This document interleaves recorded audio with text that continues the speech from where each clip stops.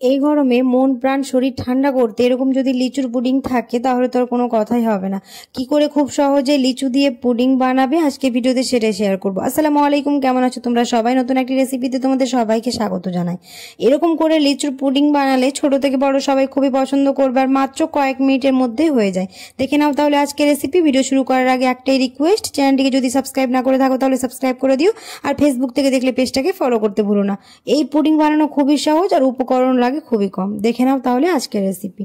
লিচুর পুডিং বানানোর জন্য আমি এখানে নিয়েছি হচ্ছে লিচু, তবে এখানে খুব বেশি লিচু লাগবে না, ওই 15 থেকে 20টার মতো লিচু থাকলে আমাদের এই পুডিং খুবই সহজে হয়ে যাবে। তো আমি এখানে খুব ভালো করে লিচুর খোসাগুলো ছাড়িয়ে নেব।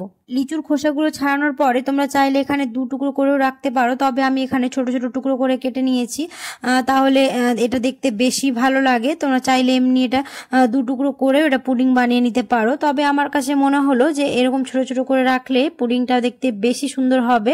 তো আমার এখানে সবগুলো ছোটানো হয়ে গেছে, আর একদিকে আমি আর কিছুটা নিয়েছি, এটাকে ব্লেন্ড করে নেব।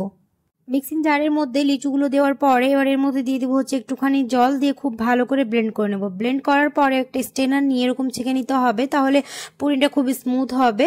এবার আমি এর মধ্যে অ্যাড করব হচ্ছে জল। আমি এখানে 2 কাপের মতো জল অ্যাড করেছি, আর দিয়ে দিব হচ্ছে মিষ্টির জন্য চিনি। এখানে আমি 50 গ্রামের মতো চিনি দিয়েছি, তবে তোমরা এখানে নিজেদের পরিমাণ অনুযায়ী চিনি দিয়ে দেবে।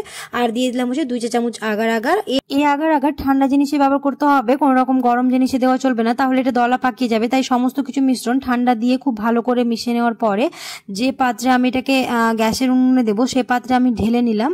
দিয়ে গ্যাসের ফ্লেমটাকে লো টু মিডিয়ামের মাঝামাঝি করে রেখে এরকম অনবরত নেড়ে চেড়ে যাবো যতক্ষণ না চিনিটা পুরোপুরি মেল্ট হয়ে যায় আর 2 থেকে 3টা বলদ উঠে আসে।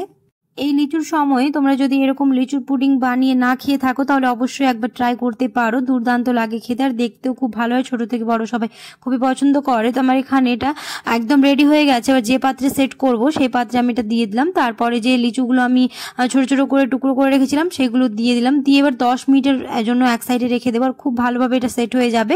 আমি প্রায় 10 মিনিটের মতো রেখেছিলাম, তারপরে আমি এটাকে 1 ঘন্টার জন্য ফ্রিজে রেখেছিলাম। আর দেখতেই পাচ্ছ কত সুন্দরভাবে আমাদের পুডিংটা রেডি হয়ে গেছে। আর এই পুডিং বানানো খুবই সহজ, যারা কোনোদিন এই পুডিং বানাওনি তারা খুবই সহজে বানিয়ে ফেলতে পারবে আমার আজকের ভিডিও দেখে।